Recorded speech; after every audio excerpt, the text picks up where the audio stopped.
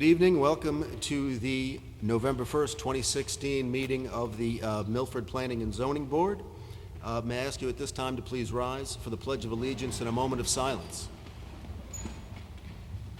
I pledge allegiance to the flag of the United States of America and to the republic for which it stands, one nation, under God, indivisible, with liberty and justice for all.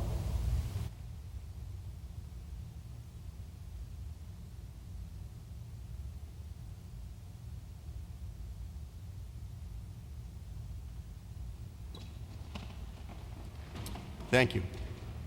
May we please have a roll call from left to right? Richard Lutz.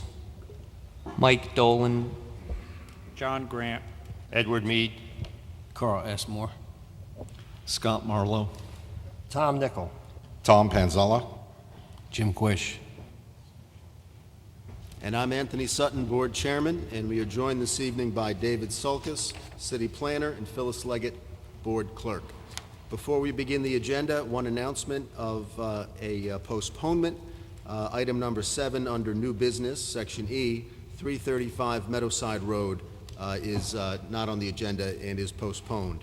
Mr. Sulkus, do we have a date on which that would be heard? Most likely at the next meeting, and if not that one, the following. Okay, thank you very much. The first item on the agenda is 214-224 Seaside Avenue. It's the petition of Jeffrey Gordon for special permit coastal management site plan review and site plan review to construct 7 single-family cottages and retain 2 existing single-family residences under Connecticut General Statutes 830G on map 35, block 432A, parcels 9 and 10, of which Eugenia Dubowski is the owner. And this evening it's action on a proposed settlement in the lawsuit entitled Eugenia Dubowski by Derek and Isabel Dubowski, co-conservators versus Planning and Zoning Board of the City of Milford. Good evening, Attorney Woods. Mr. Chairman, members of the board, City Planner Sulkus, Ms. Leggett, I'm Attorney Matthew Woods, trial counsel for the City of Milford, here in support of the proposed settlement. By way of brief background, the subject property at 214 and 224 Seaside Avenue consists of about 1.2 acres situated on the west side of Seaside Avenue near Milford Hospital. The property is located in a residence 12.5 zone requiring minimum lot size of 12,500 square feet and is currently improved with 2 houses, 214 Seaside Avenue, 224 Seaside Avenue, and 2 separate driveways. On February 3 of this year, the plaintiffs filed applications with the board for site plan review, special permit, and coastal management site plan review for a 9-unit, single-family detached residential development pursuant to General Statute Section 8-30G. The plaintiffs proposed to retain the 2 existing houses and construct 7 additional cottages with 2 units to be rented to persons earning 60% of the applicable median income and 1 unit to be rented to persons earning 80% of the median income. At the board's meeting on April 5 of this year, the board voted to deny the applications because, among other reasons, the driveway sightlines were insufficient based upon traffic on Seaside Avenue, particularly the northerly driveway. Notice of the board's decision was published in the newspaper on April 14. Within the appeal period, the plaintiffs submitted a modified application for an 8-30G development. Under the modified application, which is shown on the right there, the existing house at 224 Seaside Avenue would be demolished. The house at 214 would remain, and an additional new unit would be constructed. There would be certain garages constructed, and the northerly driveway would be retained for emergency access only. At the board's meeting on June 21st of this year, the board approved the modified applications with certain conditions. The primary condition was the elimination of 1 new unit. Notice of the board's decision was again published in the newspaper on July 21, and this appeal was timely filed in the Milford Court across the street. On August 31st, the appeal was transferred to the Land Use Litigation Docket in Hartford, presided over by Judge Berger, who then assigned the matter to mediation before Judge Hiller across the street on October 11 of 2016. Judge Hiller reviewed the file and the board's burden under 8-30G, which basically requires the board to establish that its decision, primarily the elimination of one unit, was necessary to protect substantial public interests in health or safety, that such public interests clearly outweigh the need for affordable housing, and that such public interests cannot be protected by reasonable changes to the affordable housing development. Judge Hiller concluded in the mediation that was attended by Chairman Sutton, City Planner Sulkus, myself, Attorney Kersaden, and Attorney Cody representing the applicants, that the board might meet its burden of proof with regard to the original submission with the 2 entrances and 2 exits based on reports from traffic engineers that indicated that the sight lines were inadequate for the northerly driveway. The plaintiffs addressed that concern in their modified application by reconfiguring the internal driveways and eliminating the northerly driveway as a routine means of entrance and egress. Since the board approved the modified application, that took care of the traffic situation. But Judge Hiller did not believe that the board could meet its burden of proof with regard to eliminating one unit. So if we continued with the case and do not settle, Judge Hiller opined that we would lose the appeal and we'd end up with 9 units, 3 of which would be affordable. The judge recommended the settlement you see on the left, and I believe that Mr. Gordon passed out smaller size versions of the diagram showing the layout and the way that the units will look. So under the proposed settlement that Judge Hiller recommended, we get 8 units, 2 of which will be affordable, and those 2 affordable units will be 4-bedroom units. And I believe City Planner Sulkus confirmed that these would probably be the only 4-bedroom affordable units in the city of Milford. All of the parties told Judge Hiller that we would recommend that the board approve this at its meeting tonight, and if the board does approve the settlement, there will be a hearing before Judge Berger on November 17th at 10 o'clock at the Hartford Superior Court, 95 Washington Street in Hartford. So we urge the board to approve the settlement. We will then prepare and file a stipulation with the court and appear before Judge Berger in a couple of weeks and hopefully have the judge enter judgment in accordance with the stipulation. If the board has any questions, I'd be happy to try to answer them, and we have counsel for the applicant and Mr. Gordon here as well. Thank you, Attorney Woods. You're welcome. Do any board members have questions for Attorney Woods or the attorneys for the applicants? Mr. Mead. Thank you, Mr. Chairman. What percentage are the 2 affordable units going to be at, 60 or 80? 80. Okay, thank you. Are there any other questions for Attorney Woods or the attorneys for the applicants? Seeing none, does anyone wish to make a motion relative to acceptance of the settlement proposal? Mr. Lutz.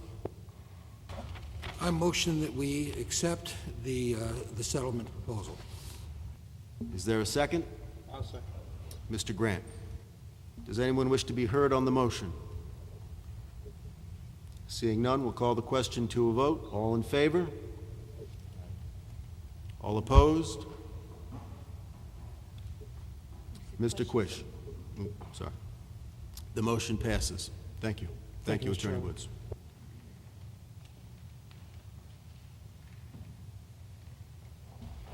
The next item on the agenda is a petition for zoning regulation change, petition of Milford Developers LLC for a change in the zoning regulations of the City of Milford to create a new zone as follows. Article 3, Section 3.25, to add a new Housing Opportunity District, HOD.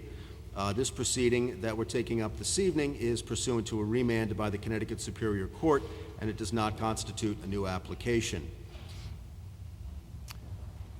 Good evening, sir. Thank you. Good evening, Mr. Chairman and Commission members. I'm Attorney Tim Hollister from Hartford, representing the applicants. What I'm going to try to do is summarize this agenda item for you. Some of you were here in 2015 when we did the hearing. Some of you were not. So I'm just going to try to give you a brief chronology and background. And Mr. Sulkus is distributing some background materials which will help you get the context of the issue before you. So in January of 2015, Milford Developers and Wheeler Woods LLC applied for 3 approvals. The first is a regulation amendment, a copy of which is at tab 1 of what I just gave you, to establish a new zone, 3.25, called Housing Opportunity District. And the purpose of that was to govern multifamily residential development with 30% of the units preserved for 40 years for moderate income households, those earning approximately $40,000 to $70,000 per year. It's important that you understand that the regulation from the beginning was drafted to make it site-specific to the property that is under consideration, so that the board does not need to consider its potential applicability to other parcels in town or setting some sort of a precedent. Second thing applied for was a zone change to change the 26 acres under consideration to the HOD zone. And third was site plan approval for 180 rental apartments. I would note that the plan included and still includes a 12 of 26 acres conservation easement that was intended to provide an ample buffer between the residential apartments and several single-family homes on East Rutland Road. I'd also note that the regulation was reviewed by your staff twice, and the requested revisions were incorporated by the applicant. So then in May through July of last year, we had 4 nights of public hearings on these applications, and I went back over all of the minutes of those hearings, and the only testimony that was pertinent to the regulation amendment and the zone change was what I said on May 19th. Everything else, especially from the public, was strictly about the site plan. But the points that I made at that point were that the regulation change would benefit the city, the board, the zoning enforcement officer, the neighbors, and the applicants by setting what the rules will be for the development of this site going forward, and also that adopting a regulation avoids the development from being classified or considered as a non-conforming use.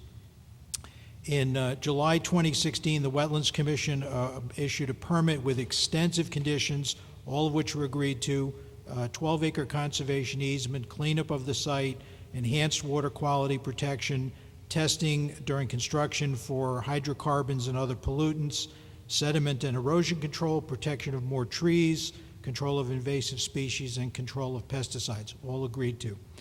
Then in August, and this is tab 4 of what I gave you, the board denied all 3 applications, and the applicant appealed.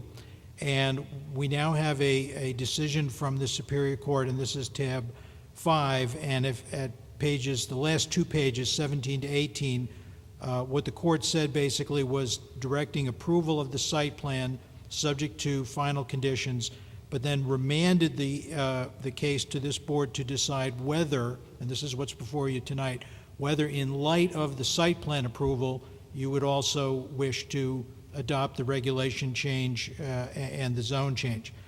The court made it very clear that this is an option. And we said as much during our presentations in 2005. I want to make it clear to the board tonight, whatever you decide, we are going to abide by. There will be no further appeals.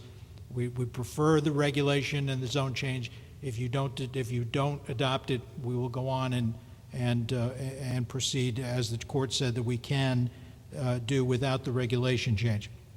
But I would finish just by noting that the reasons that we offered in 2015 for the regulation and the zone change are the same as they are today. It is a benefit, I think, to everybody concerned to know what the rules are. The regulation is site-specific, which is permissible under 830G, so the board doesn't need to consider its application to other parcels in town or be considered as establishing a precedent.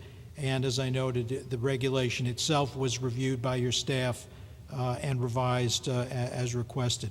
So the last thing I'll say is that if you do not adopt, I would just ask that it be clear on the record that we will consider the approval of the site plan to be a conforming use instead of a non-conforming use. As a side note, Mr. Sulkus and I have sent him an email summarizing what I believe were the conditions of approval that were discussed in 2015. And at this point, my client hopes to build a quality development that will be a credit to the town, will improve the environmental quality of the site, and we're going to work very, very hard to make sure that the neighbors on East Rutland Road are not disrupted or impacted in any way. Thank you, Mr. Chairman. Those are my remarks. Thank you very much, Attorney Hollister. Mr. Sulkus, do you have comment on the petition? No, but if you want, I can read to you as Mr. Hollister just said, the conditions of approval from the site plan. If you want to know those. Yes, please. Just to refresh your memory, as Mr. Hollister said, that the conditions of the Inland Wetland Commission would be followed. The approval, which are extensive and include environmental remediation, sediment and erosion control during construction, testing for hydrocarbons from a past potential auto salvage operation, stormwater controls on the auxiliary parking lot, and the 11-plus acre conservation easement.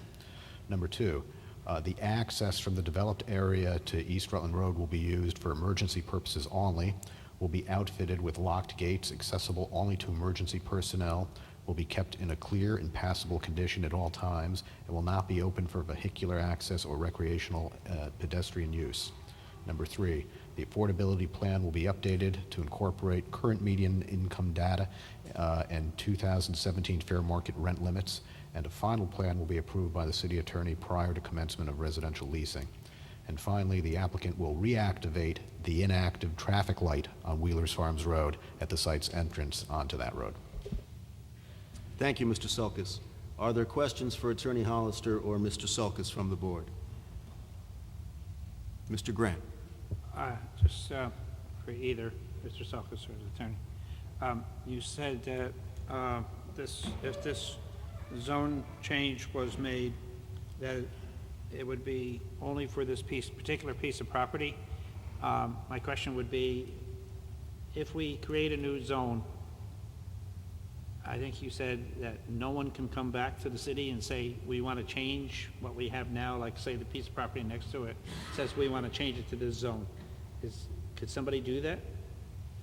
I mean, could somebody come back and ask for a zone change to this new zone? Well, I think like any zone, I think an applicant can come back in and ask for changes to the regulations. In this particular case, the zone would only affect one property, so the applicant, I suppose, if they wanted to make a change, would come back and follow the procedures for making a regulation change if they so desired. All right, so I understand. So if I owned a piece of property next to this, I could, if I decided I wanted to do something, I could come in and ask the board for a zone change to this new zone. If you read what the zone requires, it's really specific to this property. So I don't think you have a neighboring property that is 26 acres, for instance. And there's other standards that are in there. And as we just heard, it's it's specific to that property.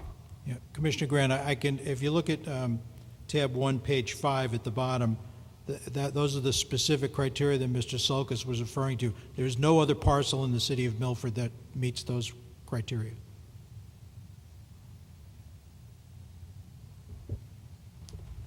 Are there additional questions regarding the petition? Seeing none, does anyone wish to make a motion as to the petition. Mr. Mead? Thank you, Mr. Chairman. I'd like to make a motion to deny the petition of Milford Developers LLC for the change in the zoning regulations of the City of Milford to create a new zone as follows. Article 3, Section 3.25, new, to add a new Housing Opportunity District, HOD, for the following reasons. Number one, the property is identified as a commercial industrial area in the Plan of Conservation Development. Commercial and industrial properties are essential for further economic growth and development. Two, the proposed regulation contradicts the commercial industrial use identified by the Plan of Conservation Development by changing the use to residential. Three, the proposed regulation allows HOD by only site plan review, which is contrary to other multifamily housing uses over 2 units and the zoning regulation, which requires a special permit. Special permit reviews are sent to the Fire Department, Police Department, Director of Public Health, Tree Commission, Conservation Commissions, and City Engineer to examine the development's impact on the health, safety, and welfare of the community. Number 4, the proposed regulation exempts the applicant from a special permit for earth filling and/or removal per section 5.7. A special permit is a uniform requirement by all uses in all zoning districts if the development requires earth filling and/or removal as outlined in section 5.7. A special permit review allows for review of the impact of development within 25 feet of regulatory flood elevations, the mean high water mark of tidal water bodies and tidal water courses, the seasonal high water level of all other water bodies, water courses, and the legal established wetland boundaries are applicable and their effect on the health, safety, and welfare of the community. Number 5, the proposed regulation classifies a parking garage as an accessory structure. This could be a significant structure and not a common detached garage. The proposed accessory regulations are lacking definition for clear understanding of intent. A parking garage, for reasons already elaborated in numbers 3 and 4 above, would normally be by special permit. Number 6, the proposed section 3.25.8.1 introduces sign sizes of 640 square feet where no zoning regulations allow signage of more than 100 square feet. Signage may be made larger by 70 square feet with the addition of a community logo area. Number 7, this is apparently no need for the regulation because the court has approved the applicant's site plan pursuant to 8-30G, and 8-30G effectively overrides local zoning. Therefore, denial of the HOD will not preclude the development. I make a motion to deny the petition of Milford Developers LLC for a change of zone for 26.06 acres from the DO-25 and a portion of RA zones to the proposed HOD zone on map 96, block 915, parcel 11C1, of which Wheeler Woods LLC is the owner, for the following reasons. The change of zone is contrary to the Plan of Conservation and Development. 2, the board has denied the proposed regulation change. Therefore, the zone change without corresponding regulations or standards is denied. I'll second. Thank you, Mr. Mead. Is there a second? Second. Mr. Grant. Does anyone wish to be heard on the motion? Seeing none, we'll call the question to a vote. All in favor of the motion? All opposed? The motion passes. The petition is denied. Thank you very much.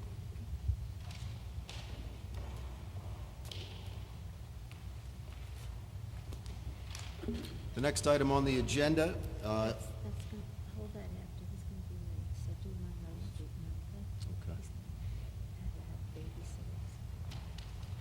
we're going to pass item 3, which is 103 Point Beach Drive, and we're going to go to number 5 on the agenda, 132-140 Monroe Street. This is the petition of Thomas Lynch Esquire for special permit and site plan review approval to construct 9 residential units under Connecticut General Statutes 8-30G on map 20, block 259, parcels 4B and 4C, of which Green Turtle LLC is the owner. Good evening, Attorney Lynch.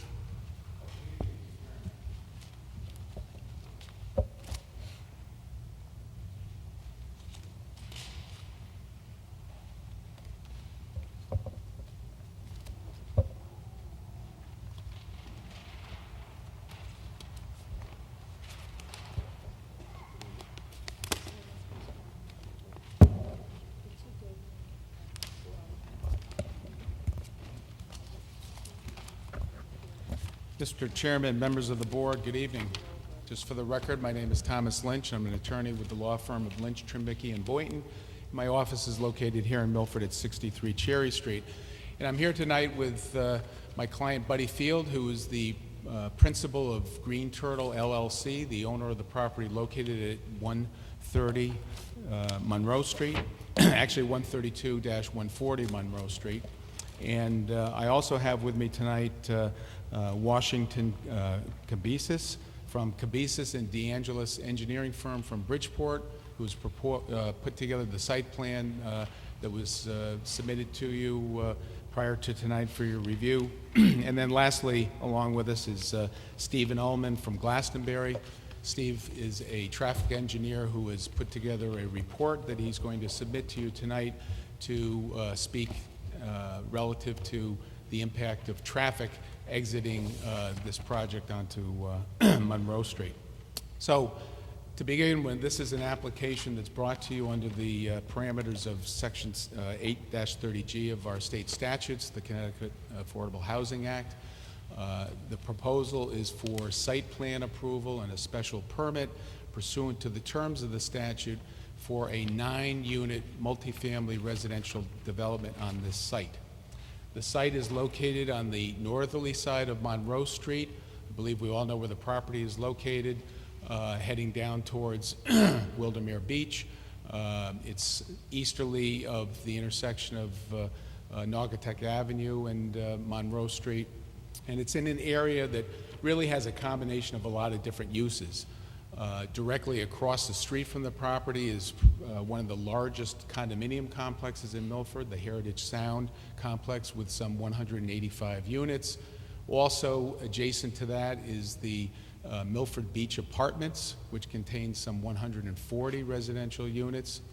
The Milford Housing Authority property located on Viscount Drive, as well as the Wildermere Beach condominiums located directly on the beach, further down from Viscount. And then lastly, Beach Shore Village, condominium complex that is currently under construction at the intersection of Naugatuck Avenue and East Broadway.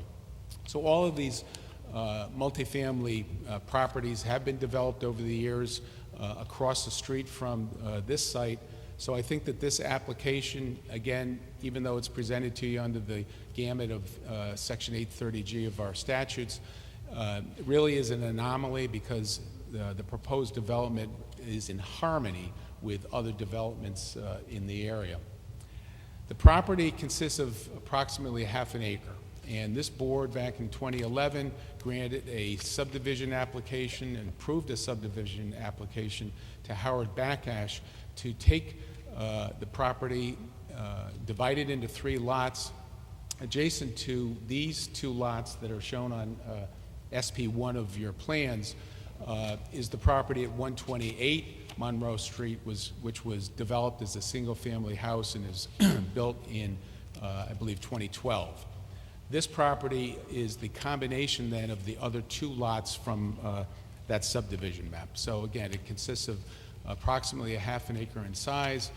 And if you're familiar, those of you who were on the board back in 2015, the application that we presented to you on behalf of Mr. Field, the project that he developed at 229 West Main Street that has now been constructed, fully rented, very attractive site adjacent to Lamplight Lane, between Lamplight and West Main Street. This property is being developed in what I would say a mirror image of that property. There's going to be 3 buildings with 3 units in each building.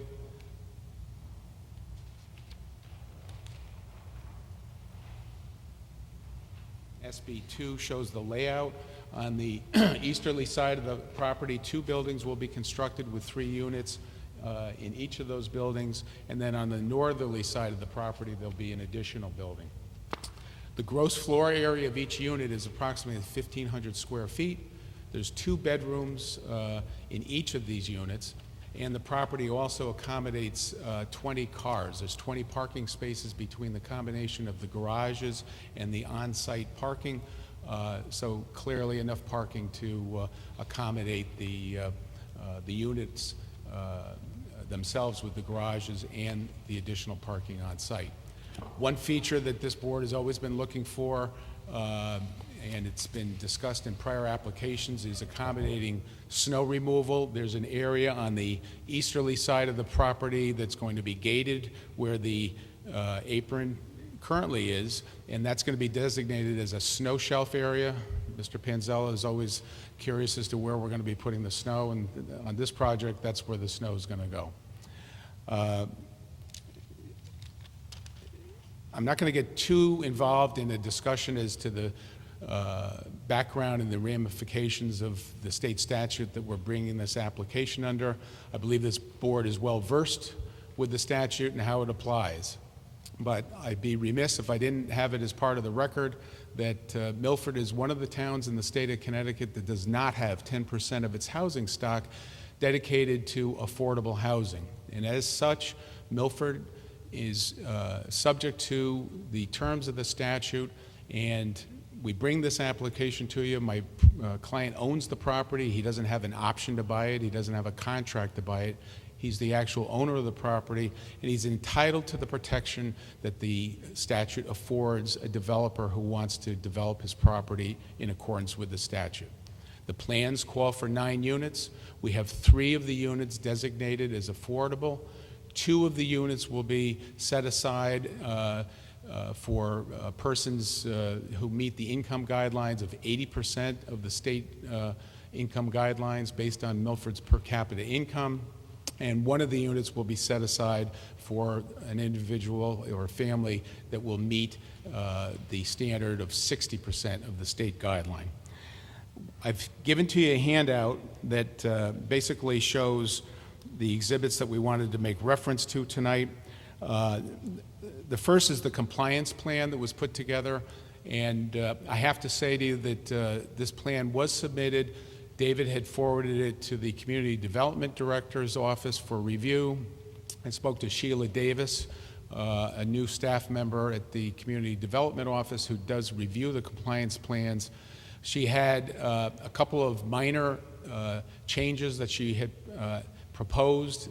There is a new current 2016 income figure. If you look at the tabbed area, the handout that I gave to you, I put the tab actually on the page where the calculation for the rentals appears. And based upon last year's data, the statewide median income for a family of 4 was $86,400. That income figure has now risen to $87,700. So changing that number and bringing the numbers down, as well as reducing somewhat the monthly utility expense that we had indicated on here as an estimate. There's a new state housing department link that actually has exact figures that they want to have proponents under this state statute utilize in terms of calculating the rent. So the figure in number 8, where we have $100, that's actually $91. So the sum and substance of what I'm saying to you is that the income guidelines and the income calculations reach a rent now, proposed rent for a family at the 80% income guideline for the 2-bedroom units to be $1,391. We have here $1,398, so it's slightly lower. And similarly for a family at the 60% statewide median income level, that will adjust downward also approximately some $6. So again, I spoke to Ms. Davis this afternoon. I told her that we were going to proceed with our application tonight. We had the engineer and the traffic engineer on a call to come in. My discussion with her literally was at 3:45 this afternoon. So the plan was to submit this to you tonight. I will be meeting with her or discussing with her over the next week any changes to this compliance plan, and then we would submit at your next meeting on November 15th an amended plan. But I just want to make the point that those changes will be minor, and it was the result of the 2016 change upward in the statewide median income levels. I also attached in our exhibit handout to you copies of all of the department reviews. You had David's summary, which I know was sent to all of you. We received our report from the fire department on August 23rd. Chief Baker reviewed the plans. His report speaks for itself. He's given a clean bill of health to this development in terms of access for fire, accessibility to hydrants. There's no need nor a requirement for the buildings to have interior sprinklers, so that is not part of the plan and the architectural guidelines submitted to you. There were some comments from the Tree Commission, which I believe are addressed. Washington is going to be going through the site plan, and he can just touch base on the landscaping plan slightly. But the Tree Commission made some recommendations, and certainly nothing that they had recommended here would be disagreeable to Mr. Field. We also received approval from the Sewer Commission. I appeared before the Sewer Commission on August 31st. The Sewer Commission unanimously voted to approve the connection of this property for the 9 units to the city wastewater system. The Milford Police Department Traffic Division submitted their report on September 2nd. The Police Commission met on September 8th and voted to adopt the recommendation for approval from the Traffic Division. Traffic Division noted the sight lines from this site as being excellent. There's some 465 feet from the turnout of the driveway. It is a one-way street on Monroe Street on the northern side of the median, so that the sight line looking to the east and for traffic turning right on Monroe Street to travel west, they calculated the sight lines to be 465 feet, so they felt that this was more than adequate. Lastly, we did receive this afternoon from Greg Pedlusky, the city engineer, his review of the plans. Again, his report speaks for itself. He finds no engineering comments to make as a result of reviewing these plans. So with all that, I'm going to turn things over to Washington and have him go through the site plan, and then Steve Ullman will give you his findings from his traffic study, and I'll close with some comments at the end. And any questions at that point, we can address them. Thank you.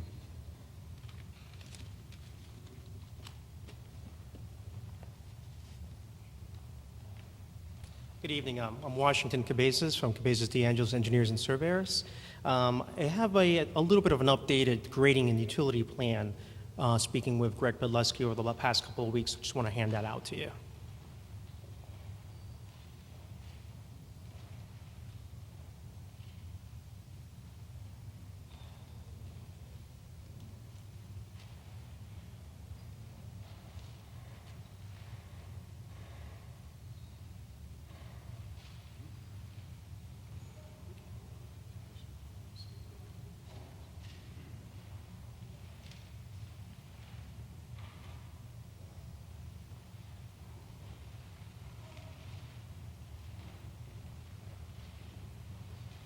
Excuse me, Mr. Greg Pedlusky and I basically talked over the past couple weeks, and what we did was we augmented the drainage system in order to accommodate more stormwater storage. And based on our final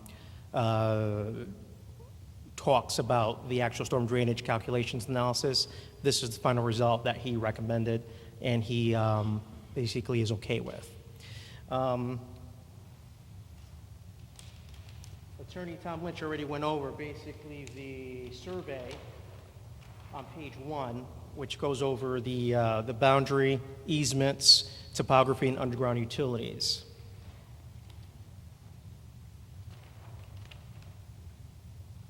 On SP2, what we have is the layout of the buildings, the setbacks, the parking arrangement with the aisle width, adequate aisle width in between the buildings and the parking row, and also the park. There's also going to be garage spaces within the units, 1 unit each, so you have a total of 20 spaces on the site. There are also the zoning provisions on the site plan as well. If you guys have any questions, feel free to stop me and let me know. I'm just going to keep going through each plan as I go along. Mr. Cabezas, the microphone detaches, if that's easier for you to, if you want to be closer to the board. There Thank go. you. You're welcome. So as I said, the grading plan that you have now before you shows a total of 23 units, basically storm tech units, concrete galleys actually. What we did was we had originally a row down here on the original set of plans of 14. We took one out and added another 5 and 5, so basically 23 total galleys here. And then we were running the sanitary line up on the side to service all of the units coming around, service the buildings, the underground electric, and then water gas are going to be behind the building. And basically and there's a small retaining wall on the southerly side here that's going to go from 0 to 3 feet. Any questions on that? Moving along to the SP4.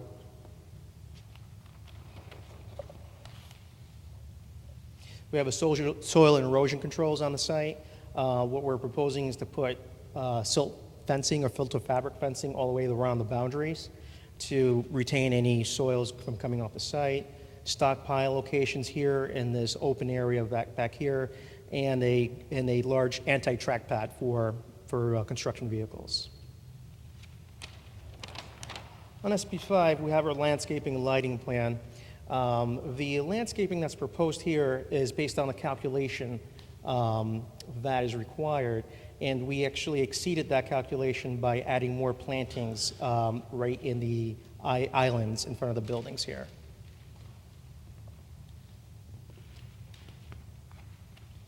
Then you have SP5L, which is strictly the lighting plan, and the last sheet here are the site details for construction. Are there any questions at all? None at this time, but the board may have questions after the presentation is completed. Excellent. Okay. Thank you. All right. At this time, I'd like to go ahead and open it up to the traffic engineering questions. Thank you.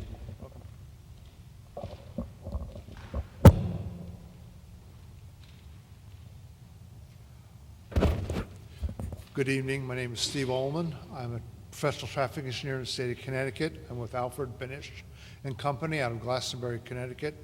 Before I get started, I'd like to hand out copies of the traffic study.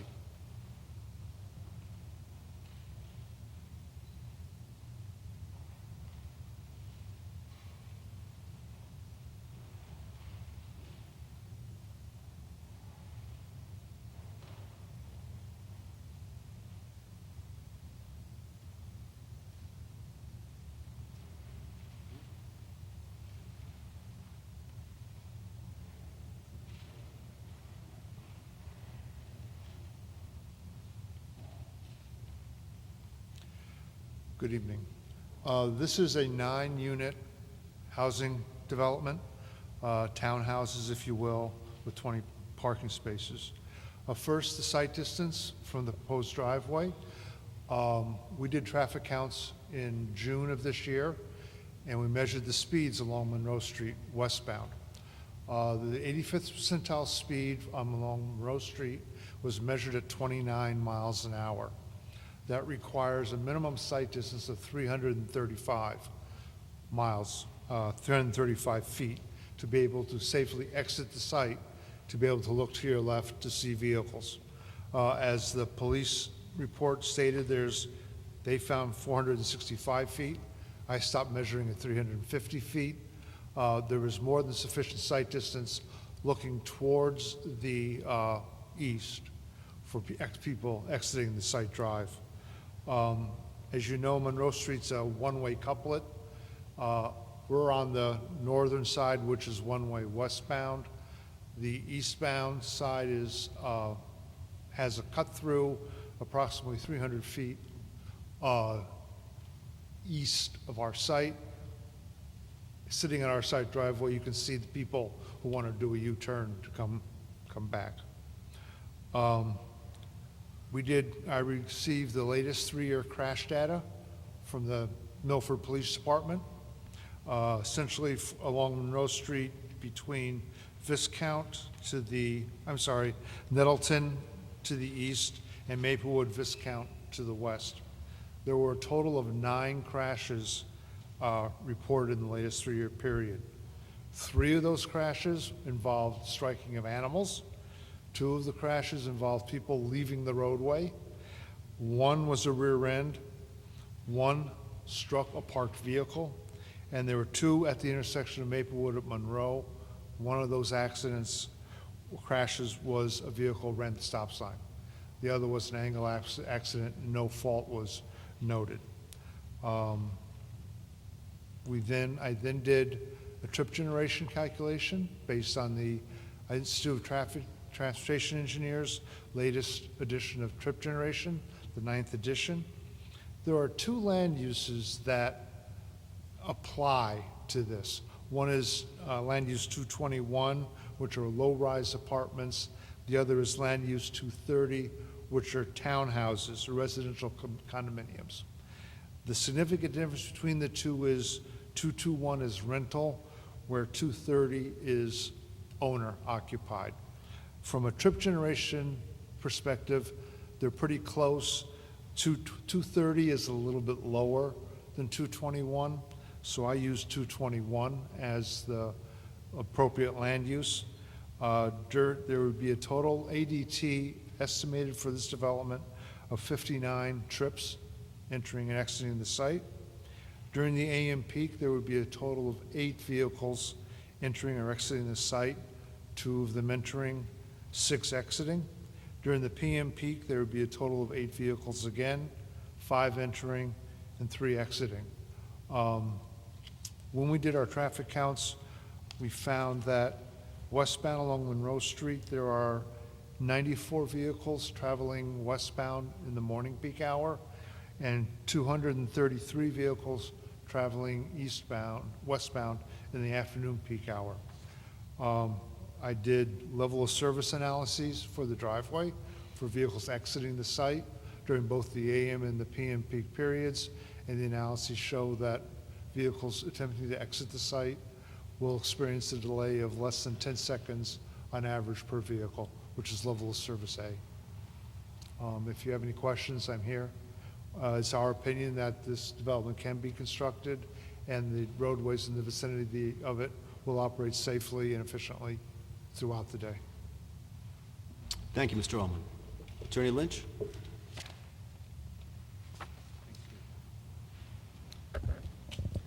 Mr. Chairman, that concludes our presentation to you. I believe that the statute is clear that the concern here is whether or not overriding public health and safety issues exist, which override the need for a municipality to encourage the development of affordable housing. That's what the statute says.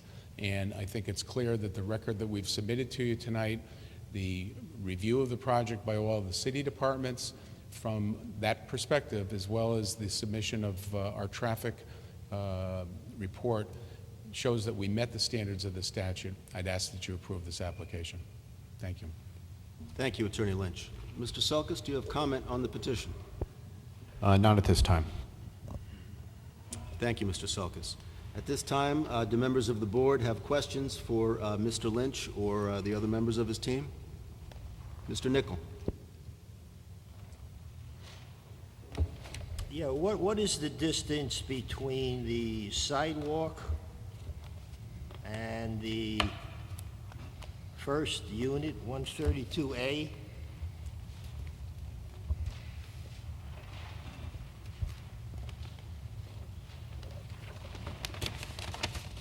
Sidewalk. Excuse me, I'm sorry, the sidewalk and the... First unit. This one here? Oh, that's a setback, this is 15 feet. 15 feet. Correct. Well, that's the front property line. So the sidewalk is a little greater, so it's about 16, 17 feet to the sidewalk, but to the property line, it's 15. Yeah, most of the comments I hear from my constituents that these are placed too close to the road or the sidewalk. Is there any way that could be moved back? Physically speaking, yes, but we do have, just a little bit, we do have side access on each of these units. There's like a side door. So between these first two units here, you have a doorway here and here. So that would have to be either, if the units come closer together, we have to like relocate those door access, basically, or just remove them altogether. Your setback, unit 132G is 6 feet from the border? The side yard? Yeah. The side yard on the northeasterly side is 5.7 feet. One other question. How do you propose to get to the snow storage area from that site? You'd be accessing the road, basically. So we'll go from right off the Monroe Street. There's an existing curb cut that can access the site right there. You will be driving a vehicle on the public street to get into that snow shelf? Correct. Further questions for the petitioner? Mr. Mead. Thank you, Mr. Chairman.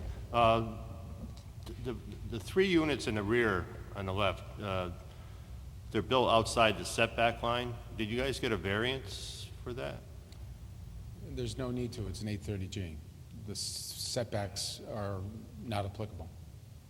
And then also in the same 3 units, the first one, 132-1, shows ledge outcropping. Are they going to be doing blasting, or are you going to build the foundation? It's a small area, and that could be easily chipped away. So that'll be dug out? Blasting is more like for going really deep in the ground, like 50 feet. That's when you have to blast, but... So that'll be taken out before the footings and foundation? Correct, yeah, exactly. It'll basically be chipped down so that they can put the slab-on-grade foundations. Thank you. Additional questions for the petitioner at this time?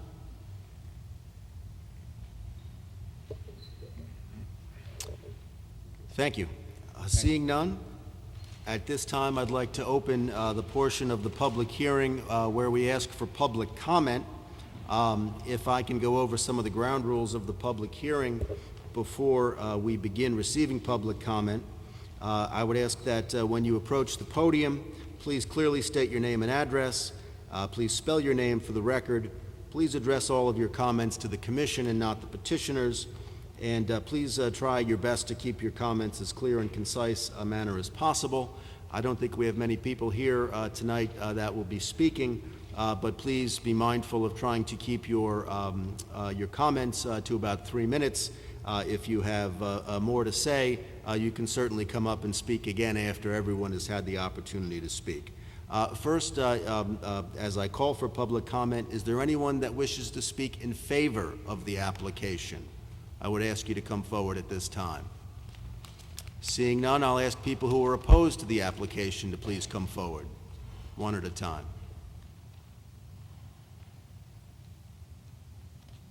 My name is Lois Hoorie. I live at 165 Maplewood Avenue. I will be a neighbor. I'm neither opposed nor in favor, okay? I appreciate the need for housing. We do have rental units in the neighborhood that are open and ready to be rented, but nonetheless, this is what it is. But I do have a concern about the density of the proposed project. This property was the site of a single-family home, and as you know, it was then divided into 3 plots. One of them was built, and these people built occupied a single-family home on the east side of this property. Now, instead of 1 family or 3 families, there are going to be 10 families. That's quite a big change. And despite the traffic survey's findings, I think people do go faster on Monroe Street. That's one issue. The other issue is just that these houses are going to be so high, and I live to the north of this property. I also have a question about the status of the setbacks, especially because the buildings proposed are so high, if that impacts at all. Thank you for your time. Thank you, ma'am. Does anyone else wish to speak in opposition to the petition?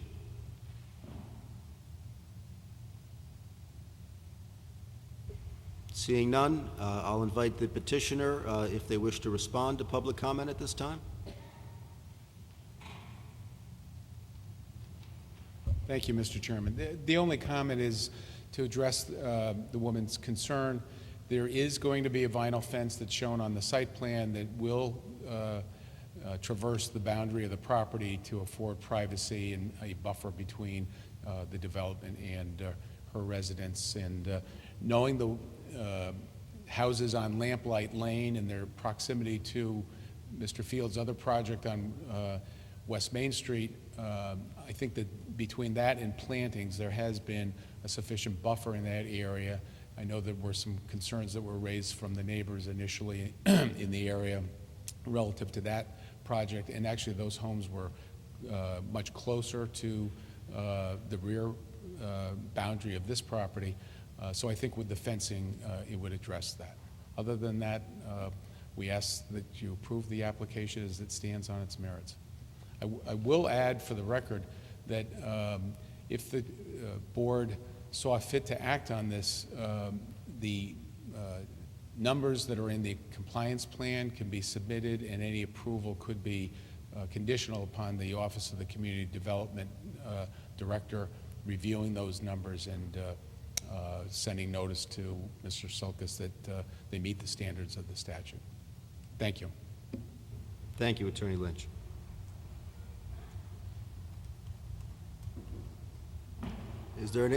Are there any other members of the public that wish to comment or respond to the remarks of the petitioner? Do any of our public members wish to speak at this time? Okay, seeing none. Does the board have any additional questions for the petitioner at this time?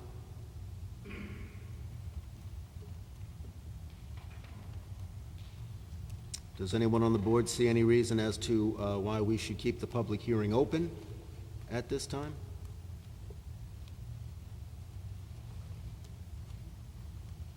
Seeing none, we'll close the public hearing at this time.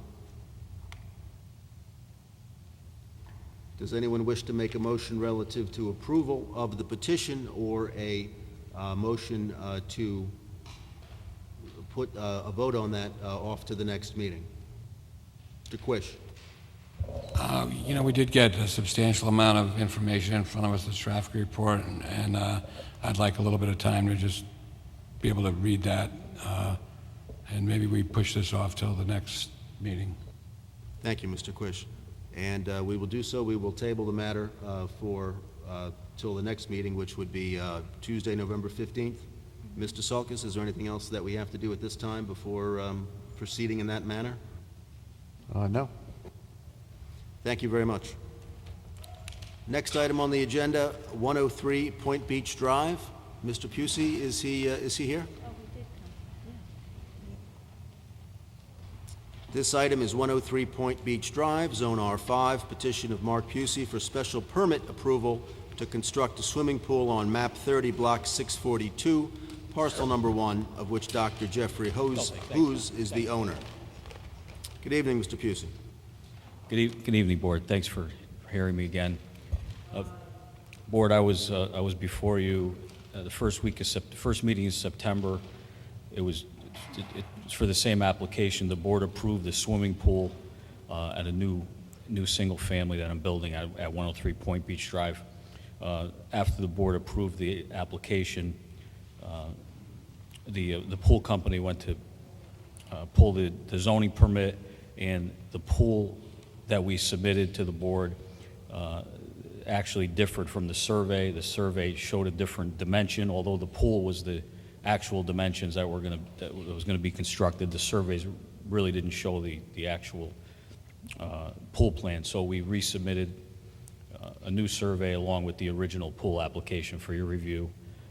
There hasn't been any changes other than we added a fence around the proposed pool, you know, and that's about it. And the flood zone line was added to the survey. Thank you, sir. Mr. Sulkus, do you have comment on the petition? Mr. Pusey, what's the, can you remind us the height of the fence and the placement of the fence? The placement of the fence, David, is right around the pool. The height of the fence is 48 inches. I brought a picture of the style of the aluminum fence showing the height and that it meets the Connecticut pool code. If you like, I can present it. If you want to submit it to the record, that's fine.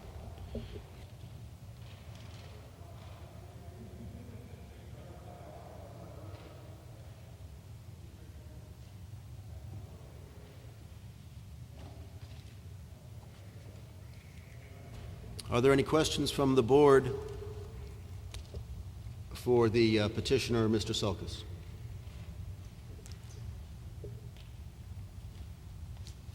I'll pass that down. I'll pass the fence down.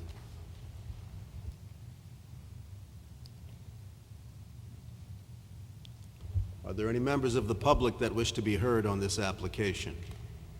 Seeing none, we will have no public comment. Any additional questions from the board? Seeing none, does anyone see any reason why we should not close the public hearing and vote on the petition this evening? Seeing none, I'll entertain a motion relative to the petition. Mr. Quish? I would move to approve as submitted. Is there a second? Mr. Dolan? Does anyone wish to be heard on the motion? Seeing none, we'll call the question for a vote. All in favor? All opposed? The motion passes. Thank you very much, sir. Thank you. Thanks. Next item on the agenda is the proposed text regulation changes. That petition is postponed. The next item on the agenda is liaison reports. Do any members have liaison reports this evening? Seeing none, we'll go to the Regulations Subcommittee. Mr. Grant, do you have a report this evening? Nothing for this evening. Next item on the agenda is the approval of minutes for October 18, 2016, which we will pass until our November 15, 2016 meeting. Next item on the agenda is the chair's report. This evening, I do not have a report. Next item is the staff report. Mr. Sulkus, do you have a report this evening? I have no report this evening. At this time, we'll entertain a motion to adjourn. Mr. Dolan, is there a second?